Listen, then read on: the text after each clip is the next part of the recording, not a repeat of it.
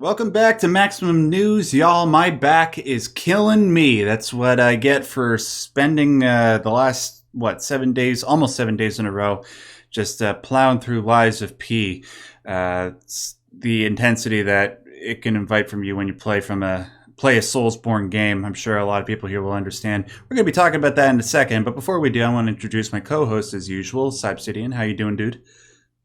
I'm doing good. Mooney and I got sucked into an isekai world on the weekend. What's isekai? Oh, that's right. You don't know that term.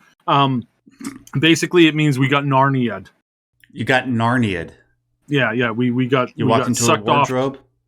Well, it wasn't a wardrobe. It was something else for work. And then lo and behold, we're on this weird planet, and it's crazy, and it's cool, and it's awesome. And I have pictures, and I've been posting those in our Discord, nice. our heroes wing on the Discord. So we'll soon make those public. It's great. We got some great panoramic shots of unspoiled beauty. Yeah. No, just like trees and rocks as far as the eye could see. Yeah, you got plenty of that in Canada, and that's one thing. We might, you and I, we're both Canadian, and we might complain a lot about a lot of stuff in regards to our country. Excuse me. I believe you meant to say a boot. A boot. Yes, sorry. I can't believe I would make that American affront wife against of yours. Yes, I know. It's she's rubbing off on me. You know what? She's even got me saying pasta now instead of saying pasta, which I've said pasta my entire life. It's so weird. The pasta one is like, I've always said pasta. Yeah. And then people are like, I believe you mean pasta. Oh, sorry. I didn't mean to say pasta. I meant to say pasta. Sorry. Yeah. Anyways, my original point was if when it comes to Canada, we might complain about a lot of stuff that goes on inside our borders, but one thing that we never complained about is how beautiful it can truly be up in Canada. And especially I imagine in your province. It's a little bit harder in Ontario because it's a lot more settled than Alberta is, but Ontario is. Wait, I got my provinces mixed up. You get my point, ladies and gentlemen. Anyways, let's get to the gaming news because that's what you're here for. Syb, one of my most anticipated games of this year, Lies of P, came out last Tuesday. I've been plowing through it. I put, I think, more hours into this game with a new release this year than I think any other game. I put more hours into this game than Starfield. I put more hours into this game than Hogwarts Legacy, more than Resident Evil 4. And that should tell you something about my general impressions of the game. In case you don't get what I'm hinting at, I'm really, really enjoying the game. I'll be honest, though, it isn't as accessible, I would say, as most of the From Software games. Because, so in case you didn't get the reference from it before about what a Soulsborne game is, guys, I'd be surprised if you didn't, but just in case. A Soulsborne game gets its title from a series of games from a company called From Software. They make games like Dark Souls and Bloodborne. That's where the term comes from, and it denotes a particular type of gameplay. It's probably one of the most copied gameplay styles that we've gotten over the last 12 to 14 years, and so much so that it's even spawned its own genre. So alongside Soulsborne games, there are Souls-like games. So those include games like Haven, Neo, Mortal Shell, I believe was another one of them, and Lies of P is just the latest iteration. Mm-hmm. And ever since it was announced, just the whole concept of what this development studio were going for, I think their name is Round 8, a gothic Belle Epoque set retelling of Pinocchio, the classic story of Pinocchio, with Soulsborne gameplay. I love the idea ever since I first heard it, and I've been looking forward to it extremely ever since. Finally got my hands on it, and yes, I'm really, really enjoying it, despite the fact that it's not as accessible. Syb, I was so surprised at how closely this game mirrors the production quality of a From Software Soulsborne game. It's as long as a From Software Soulsborne game. It's got a story that I was surprised at how deep it goes. I'm going to have to do maybe one or two videos on my channel just going into the lore and just showing some of the brilliant things that the people behind this game do. I don't know, Cyb, if you ever saw my videos linking like hermetic concepts from alchemy and the occult to Dark Souls. This game, Lies of P, is full of that kind of stuff. And whoever wrote the script and built the world of this game really knows their stuff when it comes to that religious tradition. And I cannot wait to do videos on it, revealing just how deep the rabbit hole goes here. Combat. Yeah, just to emphasize that, Pinocchio is probably one of the, I would easily put it in one of the top 10 like best stories ever written, because of the lessons that it can teach. You could teach entire semesters off of just the story of Pinocchio in written format, but typically what ends up happening is if the person knows the book and they create some kind of new media with it, whether it's a new movie or a story or a book or or a video game or something like that, as long as they're halfway decent at following the real points of some of the stories in Pinocchio, you can again just write enormous amounts of content off of that kind of basic thing. Mm-hmm. It's because it's archetypal. It's very, very archetypal, and it follows a couple of very important story guidelines that have been part of us as a human, culture for literally thousands of years, probably 10,000 years. Mm-hmm. And it's just really amazing to see that.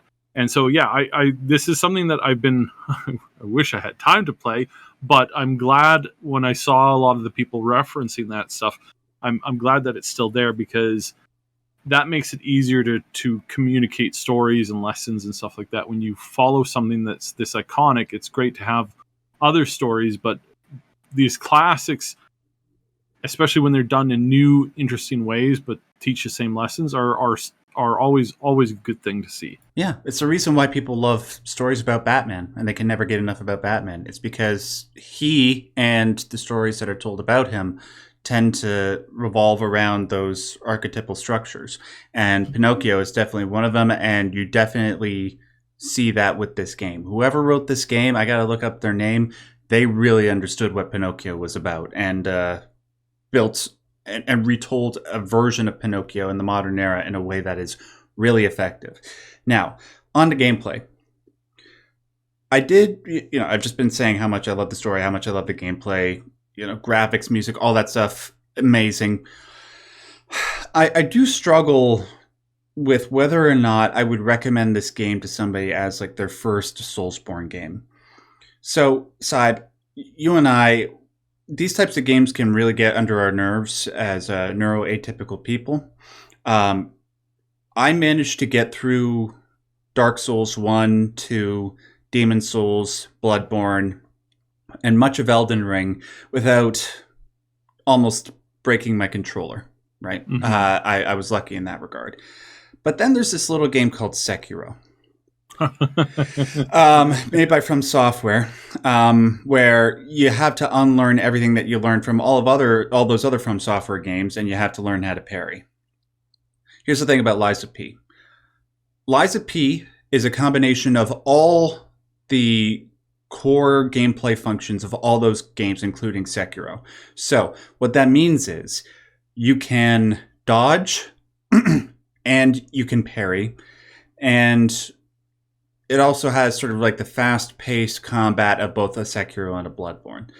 And in order to be able to get through the game, you have to learn how to do all those things. It's not like with Dark Souls where you can, like what I like to do, where I just get a long sword, I level it up all the way, and that's all I need for the entire game, and my dodge button. No, with Lies of P, you have to learn how to use everything if you're going to have any hope of surviving this game.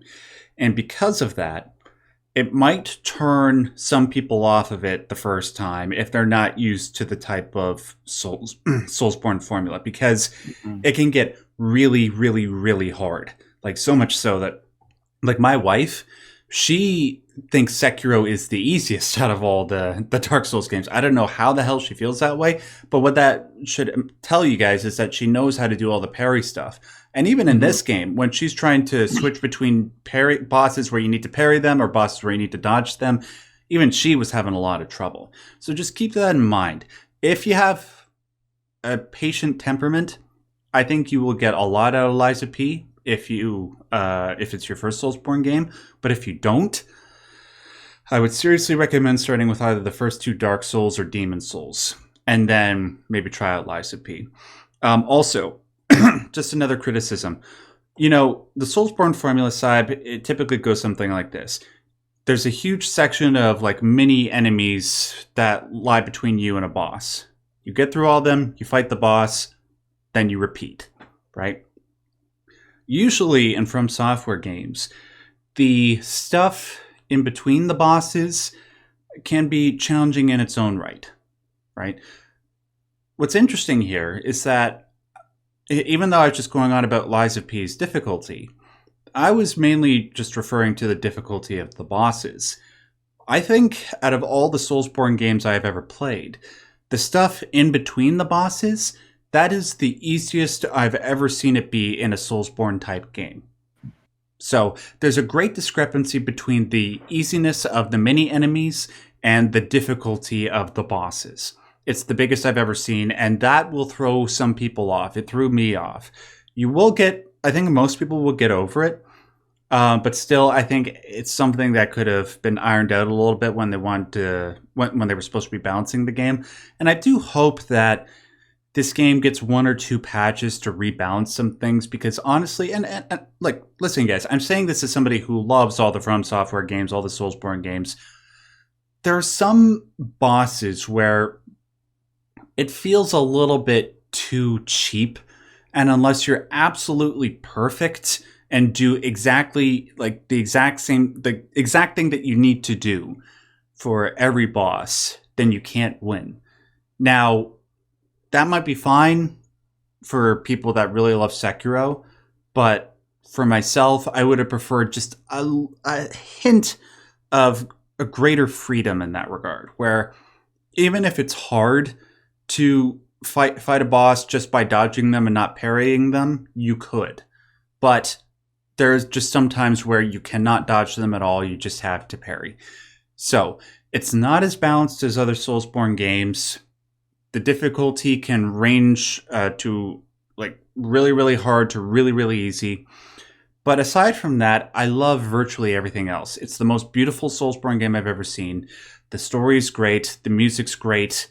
It's a wonderful effort. And if you had not told me that this game was made by a studio outside of From Software, I probably would have believed it was one of their games. It's that good of production value. Overall, I give this game about an 8 out of 10. It could be a little bit higher if they do release a patch or so just to even out the difficulty just a little bit. But yeah, overall, that means I believe this game is a great game. It's badass. I highly recommend, if you're a fan of that type of game, that you go and check it out right now. It's very much worth your time. Yeah, so, Sib, any, what? I don't know if we really talked about Soulsborne games for the most part. Like, I know you and I share our distaste for Sekiro, but which ones have you played? So, with those kinds of games, I have to click with the character. Like, I have to click with the character. Right. If I don't click with the main character, it's like watching paint dry. And I'm not bad at these types of games. Typically, it depends on how they do the parry system. That's the parry system. If it's anything like how they incorporate sort of like, you know, how games kind of base their stuff off of like a rhythm almost. Yep. As soon as you have that rhythm factor, I am just terrible at those games. So I've kind of like had to go kind of picking between them. The one that I played the most is probably Code Vein. Oh, right. And I've heard that Code one's Vein good. is one of those. Yeah, it's very good. It had a more interesting story, a more gripping story. I never found the stories of the Dark Souls games interesting because of a lack of like A interaction. character. Yeah, I know what you mean. Yeah, like character depth. And I'm not saying that I think it's a bad game because of that. No. These are good games. It's just not for like you. I just have so many to play. And even this week, I'm in one for a big NDA, and I can't say anything about it. And if I had time, which I haven't at all, I haven't touched Starfield for over a week, and I haven't touched any game for over a week because as soon as I get home, it's like aside from this one that I'm under NDA for, and then there's and some people might say you're not supposed to say you're under an NDA. I'm under like 12, so it just if you're thinking you're gonna pick out which one he means is no, it's different stuff. I do a lot of work with early developed games and stuff like that. And it was so funny because once I got sent an actual rhythm game by a friend, it was like, hey, I want you to see how this new rhythm mechanic works in the game. And I'm like, ugh. Right. I put it on very easy and struggled for 6 hours to get it done. What most people take 5 minutes to do. I'm horrendous with that. However, like with a lot of Souls games, it is, as you said, that there's a lot of people who find some of them really easy, and then some of them insanely difficult. Yeah. And then there's certain ones where people will, they'll die constantly, but they'll love it even more. And then there's other games where you find the combat a little too easy, but other people are like, how is this easy for you? Are you crazy? Yeah. That kind of stuff, right? So I am going to pick this one up for sure at some point. Probably when it's like really quiet and we finally get a lull in gaming, because I am really interested in this. And I just peeked at the mods. The mods are looking good. There's already several of them out, and I'm like, really? oh yeah, that's handy. There's I believe there was what is there here? There is. Did they release a mod to make the King of Puppets less BS? No, I'm just joking. There are 39 of them out already. Okay. So 39 mods in the time that it's been out. That's pretty good. That's really good for a smaller game that typically doesn't even like most of these types of games. Like you don't see mods typically like further into the development cycle, or sorry, into release cycle, post release. But yeah, this is looking great. There's all kinds of character updates. There's some main character replacements, that kind of stuff. So, and some hair customizers and stuff like that. It's like, I always applaud that. I think that's really cool. Yeah, I want a mod that makes the Pinocchio look like the Disney Pinocchio. I want to see him going ham on some of these bosses. That would be dope, man. That would actually be really cool. Yeah. And then the blue Sophia lady in the game, make her look like the blue fairy from Disney. Sorry, go ahead. Yeah, I think one of the earliest this. Watching people play this, watching some streams, watching some videos on this game. You know what this game reminds me the most of right now is the old Alice in Wonderland games. Oh, no, sure. I'm not talking the Disney ones. I'm talking the dark, gritty, violent, blood-soaked ones. Yeah. Yeah, because some people forget that there was a gritty, dark, blood-soaked stories of Alice in Wonderland. And that was a pretty difficult game when the first one came out, and you bumped it up to the hardest difficulty. It's like you got one shot by basically everything, and you had to learn how to fight well. They didn't quite have the parry system down and the advanced combat that is the pinnacle, that is found to be the pinnacle of the Souls type games, because that's where it's like, combat matters in so many more levels and it's so much more fluid. Yeah, so it's bark. The dogs agree. It's good. Yeah, it's Alice Madness Returns, right? That you're talking about? well, there's two of them. There's the both American McGee's Alice in Wonderland. There's the first one, and then the second one, Madness Returns, and they're both like really good in many ways. But I would love to see a remake done in Soul style. I really, honestly think that is like just begging to be made. Well, I'll tell you what, if Lies of P sells well, you know for a goddamn fact that this is just going to become the new trend where they take an old fairy tale and then turn it into this really disturbing gothic version of it, and they will absolutely find a way to make Alice in Wonderland fit into that. I really do. I honestly look forward to that because a lot of these stories, like a lot of people don't realize, these stories aren't owned by Disney. Right. Disney does not own Pinocchio. Pinocchio has been public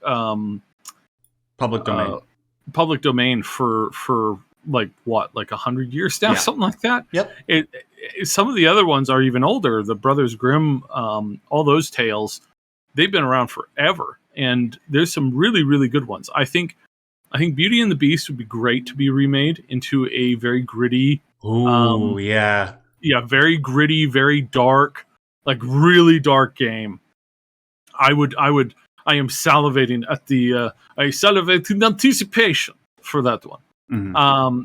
And there's a couple other ones that are just like they're just absolutely wonderful in the concept. If you were going to give it this kind of treatment, mm-hmm. I think Beauty and Beast is probably the best. Can you imagine playing as Beast and Belle? And flipping back and forth between them, or playing them at the same time with another person. Mm-hmm. That's just like there's so much potential there. As long as they get the story, like as long as they nail the story conversion, I think it would be I think it would be one of the best options that you could out of the old fairy tale type games. We really need to get somebody to start paying us for the ideas that we come up with on this show. Yeah. We really do. All right, so ladies and gentlemen, have you had a chance to play Lies of P yet? Let us know in the comment section. Do you agree with my sentiments? Do you disagree with anything that I've said? Do you like the game as much as I do, or do you like it less? Let us know in the comment section below, and make sure to keep it civil, obviously. All right.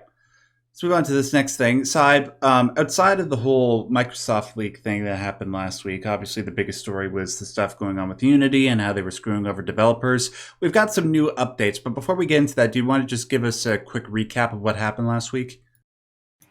Yeah, so basically Unity decided to update their new terms of service because they have a bit of a, and I do mean a bit, like they had a money income issue in which they were on a long scale going to be left behind by other game engines because they weren't putting enough money into R&D. Now, as pointed out by many people, including Bellular and a couple other game creators, that is because they have been focusing on the wrong thing and sending money to the wrong kind of like sides of the company, which is so often. And I think that this really, if you're an Apple fan, you can look at the latest iPhone and go, okay, there's nothing new to it. Nothing. Like a tiny little bit more of an upgrade as far as camera go, but there's no progress being made on the innovation side of things. Not like the other ones. Not like, 3 to 5, 5 to 7 or 8. Like you lost that, I think, in a lot of ways. And this is kind of the same thing, because what happens, and Steve Jobs himself pointed this out, is when you have companies run by marketing people, the company ultimately dies because they're not interested in innovation. They're interested in pushing the same product over and over and over again. Innovating is hard. Innovation can result in massive losses in funds when you don't come up with anything. So it's better to just sell, and find ways to make it so that you can't advance, or you can't, the tech doesn't change, but you can just keep selling the same thing over and over and over again. I think that's what they had the problem with.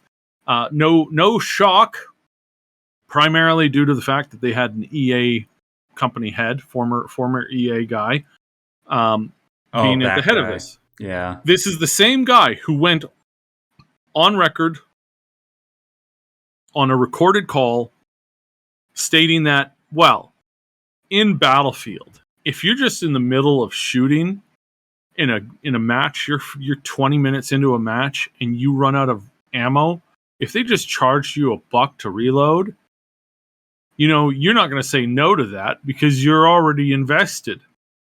That's the kind of scum villainy, going back to the days of like arcades, where the arcade owners would hire somebody to come in and speed up the game, like make it so that it was slightly faster, like 10-20% faster.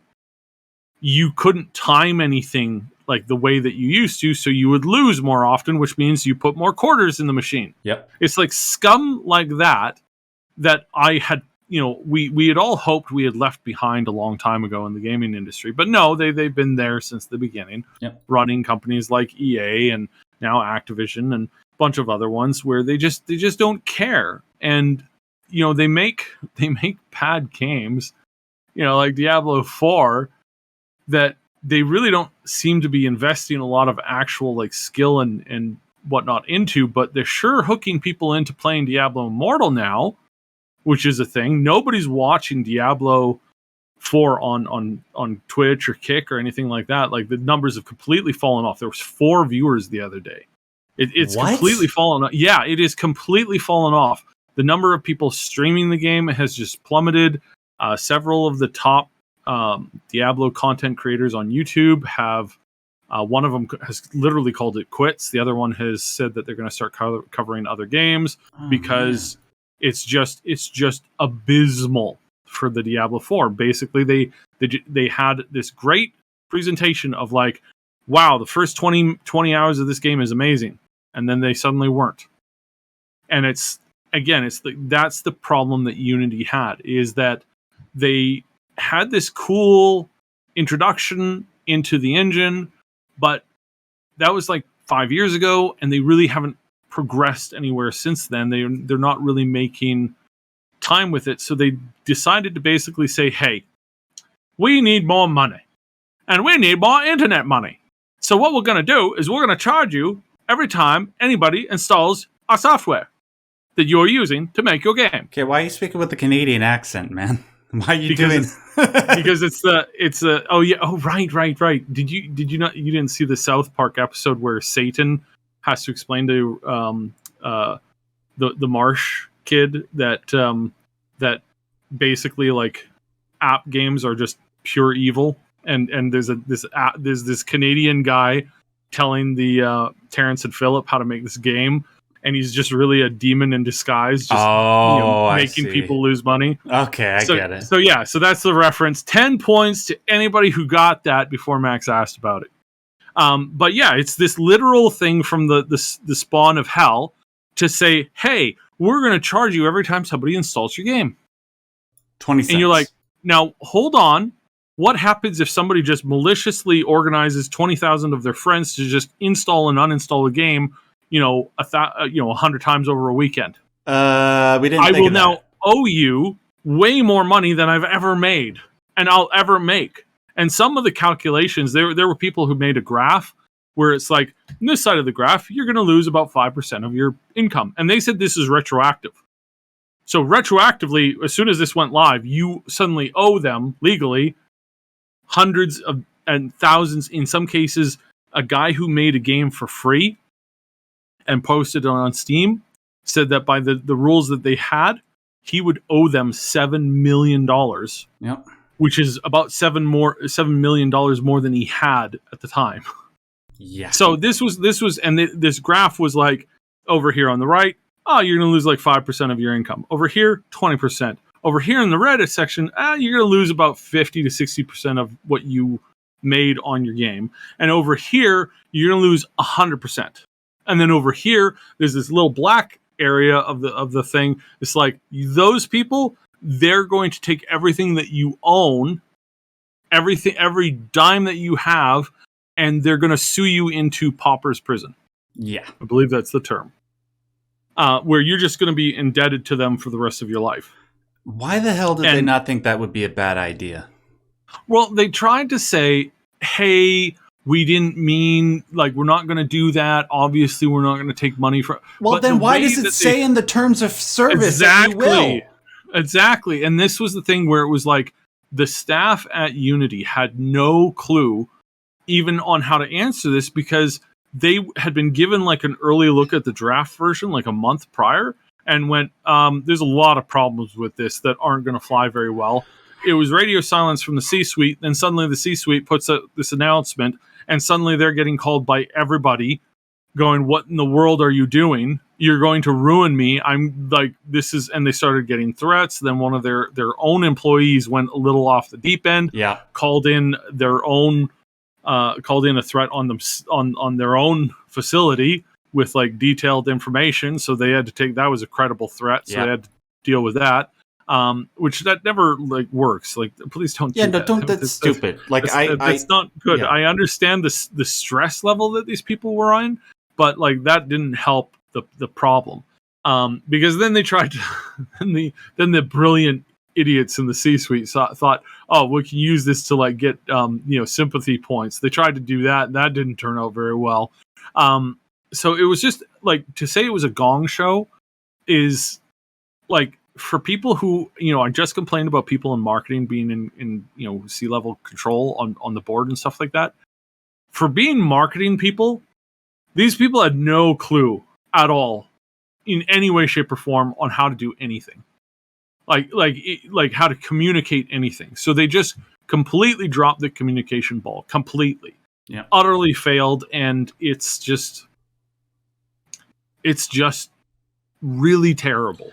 Well, thankfully, though, we do have some good news to follow up on that huge crap show that happened last week. So, Unity took to Twitter about a week ago, at the time of this recording, I think almost exactly a week ago, and said, hey, we heard your feedback. We're going to be adjusting our terms of service. And then people had to wait about 5 days to figure out what they were going to change. And Cyb, thankfully, it looks like they've pretty much went back on almost everything. So that's very good news, especially for people that have been working with Unity and were worried about whether or not they would have to retroactively owe stuff to the company. Now they don't. So here are the exact details. So when you work with Unity, there are certain plans that you can get set up with just based on your personal finances or what your particular project requires. A lot of people, when they first sign up, they start with what's known as a Unity personal plan. That's a free thing. Like, you can download the software for free and no runtime fee for the games that you build using it. What they were originally going to do once they announced this new policy was, even for those people, require that they pay 20 cents for every time somebody installs their game that uses the Unity engine. Now they don't have that anymore. No more 20%. No more 20 cents per install. Let's see what else is here. The cap, and this is a good one. A cap on the personal revenue has been raised up from 100,000 to 200,000 per year. So what that means is that prior to this, if the person working with Unity Personal made over $100,000, they would have to move up a tier and then start paying Unity a percentage of what they were making from their game. Now that's moved up to 200,000. So that's good. And then let's see what else here. I got this note here. Runtime fee policy will only begin to apply with new versions of Unity shipping in 2024. So that's what it's referring to about whether or not things would be applied retroactively. Any of the stuff that is going to be new is only going to apply to people that sign up using Unity from 2024 onward. That's good. Games subject to runtime fee will have the option of a 2.5% revenue share. That's really good. So so let's see here. You can either have the choice between a 2.5% revenue share or the runtime fee, depending on how much money your game makes, how much you're going to owe to Unity. And they also said that whichever one of them makes you owe the lowest to Unity, that's the one that you'll pay for. So that's good. Also, the data on how much money you make or how many people are downloading your stuff is going to be self-reported. So Unity isn't going to track you. That's also good. So, really, really good. And also, it addresses Unity's internal issue of trying. I don't know to what degree, but it addresses it.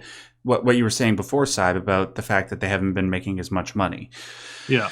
Problem is, though, well, while developers are generally relieved, they believe that this is a super acceptable policy.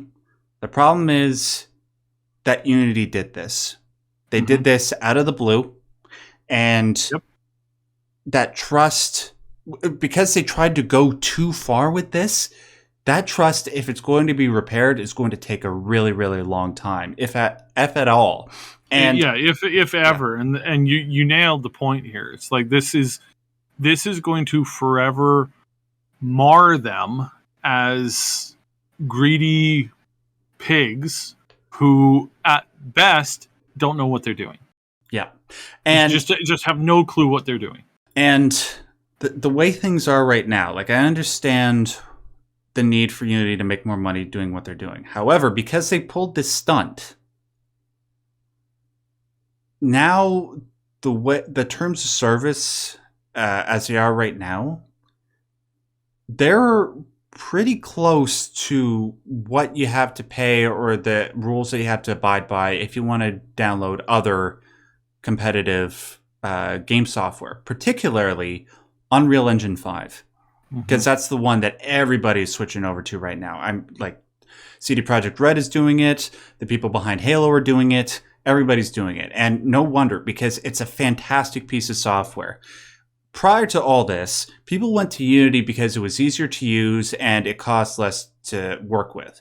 Now that things are sort of on an even keel, what's to stop people from going over to Unreal Engine 5, where the stuff looks better and is, in some respects, easier to use, right? So if Unity didn't try to pull this stunt in the first place, they probably would have been making a whole lot more money in the next couple of years than if they had. But now they've done this, and they're going to have to pay the price for it. So, yeah, that's about it. Saib, any other extra thoughts on this? Yeah, just this. I reached out to a couple of friends, game developers, and asked them, where they're at, and it was basically what you said. It's like they don't trust Unity now because they see who's on the board. And one of the things that the story we didn't really cover, which is deep. A friend of ours, Upper Echelon, did do a bunch of research on this. Is this one of the companies stood to make a lot of money? One of the board members owns a company that stood to gain a lot of money from Unity self-imploding. And he sold all of his stock. Not a portion of it, all of his stock, right before this announcement kicked in. Wow, what a dirtbag. So again, until they can replace these people, fire them from the board, kick them out, and unfortunately, this includes the head. He's got to go too. These people have shown that they do not care, nor do they have any desire to, to do something for the sake of growing art, or and make a small profit at the same time. It's like there's no desire to do that. What they want is everything or nothing, and unless they get caught and called out, they're going to do just that. Yeah. And there is a small number of people in the middle who are trying to kind of protect the users who they deal with and who they talk to and who they represent. They're trying to help them, but they're this is just going to be something that you're going to have to deal with, which is just frightening for developers who are serious about trying to make this, trying to make a life in this, because they're indie developers, or they're new or small time or whatever. And it's up until now, this was good. Even some big names use this to make some amazing games. Even one of the games that's just super trending right now was made with this, and they were like, if this goes through, we just have to we're going to have to just pull the game off of Steam, because there's no, we're going to not be able to sell it. Now, obviously they don't have to do that anymore, but It's like, imagine having that over your head for like a week and a half. That's terrifying. Like, yeah. I know. I know a couple people that work with the Unity engine themselves, and they were messaging me about how stressed they were. Like, there's this one guy that I know that was just about to have a baby, and yeah, it's brutal. But thankfully, this thing worked out for everybody that uses it. Now, whether or not that works out for the dumbasses over at Unity, well, we'll have to see in the next couple of years. But go to Unreal Engine 5. Yep. All right. So that's it for that. Thankfully, that saga's over. Next.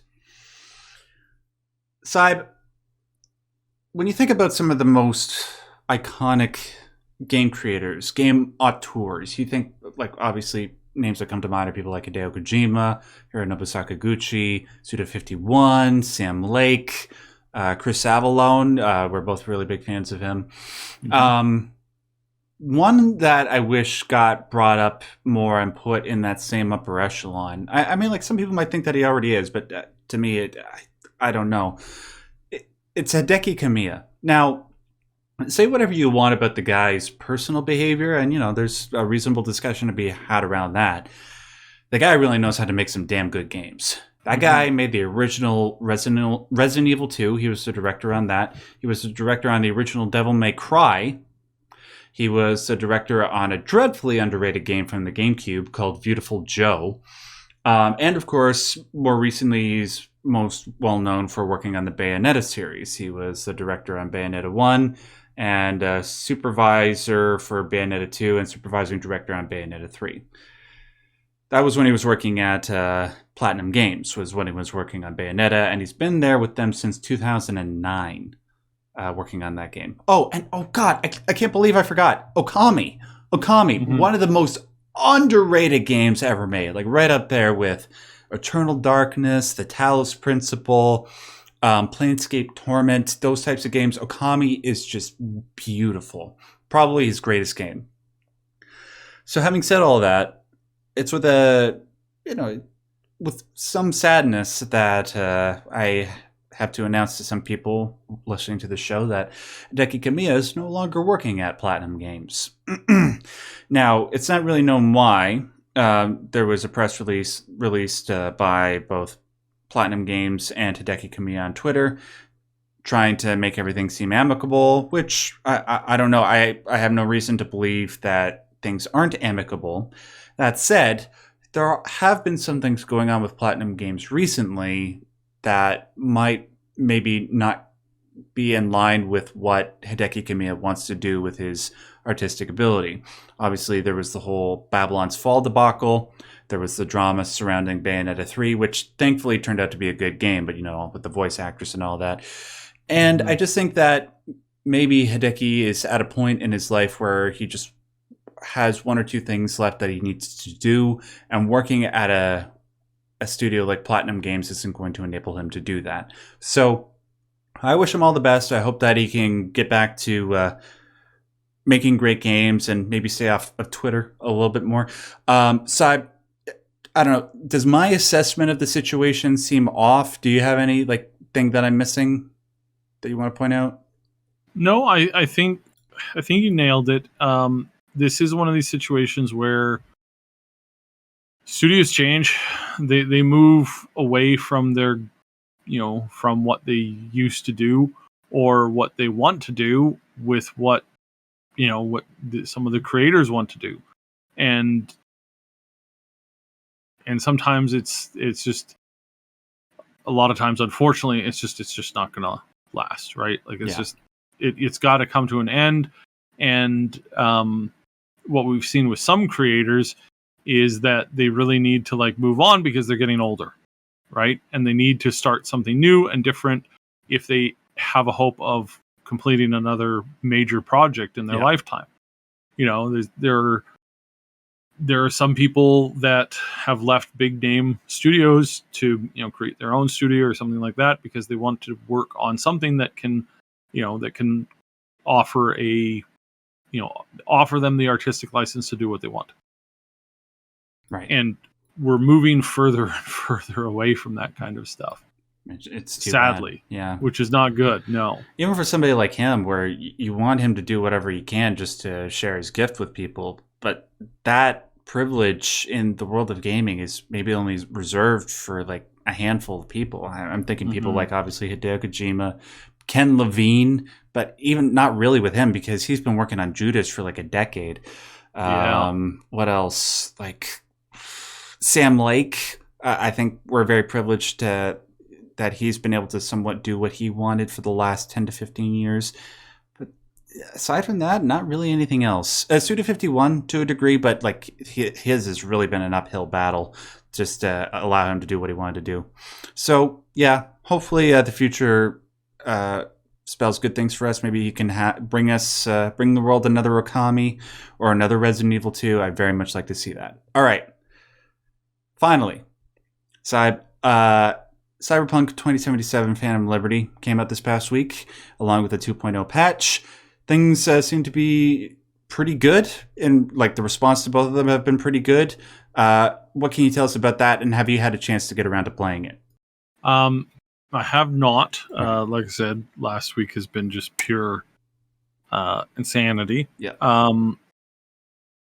Obviously, we're friends with Last Known Meal and Neon Arcade, and they have been really enjoying the game. Mm-hmm. I would say that looking at it and checking out the reviews and the streams, I could say that I think the game is finally at where it was supposed to be at when they released. Yeah. And unfortunately, that did mean them dropping that the older consoles. Yeah. Which just goes to show that was what was holding them back the whole time. And I think, we talked about the game engine situation. I really think that they probably should have stuck with Red Engine, because you see what happens. And obviously we hope that we don't ever get a repeat of that. But when you have your own engine and you just have the scope to do things in the time allotment that you have, and you just stick to doing those things, you can make a good product. Like, this came out, it looks great, it's handling so much better. I saw I had a friend up system, the new police system, work, and it's legitimately 1,000 times better. Yeah. And so it was never a question of whether or not the engine could handle it. The engine could clearly handle it. You needed to be, now you need to be installed on an SSD, and you need a fairly beefy machine. But if they had just kind of like recognized that from the get-go, instead of, doing this horrendous release and then just, trying to fix it for so many years. And there's a lot of mod work that was added to the game. People don't know that. People aren't aware of that. They went to a lot of modders and said, "Hey, can we pay you for your work?" And then they just included that. And there was a bit of a mix up when somebody used somebody else's work, a lot of other people's work, created a super mod. Then they said, "Hey, yourself," and he went, "Yes." And then they said, "Great, let's use it." Then they put it into the game, and then somebody was like, "Hey, why are you using my mod without my permission?" And so what it goes to show is that the vision and the ability was always there, but for some reason they got distracted, released way too soon. Like, 3 years too soon? Like, it's just, it was horrible and needed so much more work and time. And now they have it where it's actually where they actually need it to be. So it was always capable of that. It's just they were restricted and held back by so many things that just kept on falling apart, one after the other, after the other, after the other. So is the game better now? It's 1,000 times better. It's 1,000 times better than what it was. You don't have to do the same grind. You can skip a lot of content now to kind of get to the newer stuff. So if you want to start over from scratch, from fresh, you can totally do that. If you are wanting to pick up on an old save that you still have, you can do that too. Yeah. And there are some mechanics there that, for example, you can sell cyberware now, and you can loot it. So yeah, you'll go to your inventory. You're going to find that you have a ton of cyberware that you can now sell that you've been picking up throughout the course of the game, and that's retroactive now. So even your old saves are going to be up to that. So, Nice. So again, like these are all great things that was like, why didn't we have this on release? What if you needed more time? Again, our slogan for the for the Cyberpunk podcast, community podcast, which was very successful, and even the devs were really impressed with what we did there. Even those guys, even us, our theme was when it's ready, and it was clearly not ready. Now it seems like it's ready. So now this is actually a good game, and thankfully there seems to be a little bit of a revival in the community for it. Yeah. So this is good, but yeah, way longer, and looks like they had some people in there that were causing some issues. Looks like they still might have some people in there causing some issues. You need to deal with that. You need to make decisions and get people in there that can actually put out what they want. And yeah, it looks good. It looks really good. It looks so exciting. I'm legitimatately like, wow, this is so much better than it was. Yeah. Unfortunately, I'll probably have to wait a fair bit before they get a third person mod working. They have third person combat now. Nice. Like much better combat. Like you'd always shoot out of a gun, but it's like now you have vehicles with guns on them. Now you can use a melee weapon on a motorbike, so you can run around with a samurai blade. Just really? Chop. Oh, okay, yes, yeah. Sweet. So that's something that was, again, people wanted that. That was really important, and they finally added it. And it's like, wow, that is great that you're finally adding this now. But geez, like, yeah. So big revival. I hope that it does well enough that they don't, because it was looking for a while like they were just gonna fire a lot of people who didn't deserve it because of the mistakes of a few people who did deserve it. And still that might be a little bit there. So we hope not. I hope that all those devs get keep their jobs and whatnot, because it's a rough time right now. So yeah. Witcher 4, man. Bring back the magic with Witcher 4. My fingers are crossed. I am a tiny, like, obviously seeing this, I'm much less skeptical than it was, but I'm still kind of really on the fence and really wary, because like it doesn't feel good to get burned like that. Yeah. Well, I share your sentiments generally, dude. I do actually want to get back into this game. The last time I played it, I think, was January of 2021, so almost 3 years ago. And the reason why I dropped out was, even though I was enjoying the game somewhat because I bought it on PC and I had a pretty decent system, just all the sentiment surrounding the game and the stuff that wasn't there, like crappy police system, the lack of basic features, like, I don't know. I remember when I was meleeing a window and like it didn't even make basic sounds. Like when you break a window, the sounds that come along with doing that really ruined my immersion. I just left it. But with the stuff that I've seen people covering with the 2.0 patch and the DLC, it really, really seems to address a lot of the issues that I've had. Not all of them, but enough of them that I could probably get back into the game now and have a great deal of fun. I'm going to download that Metro System mod. I'm going to download them Flying Cars mod.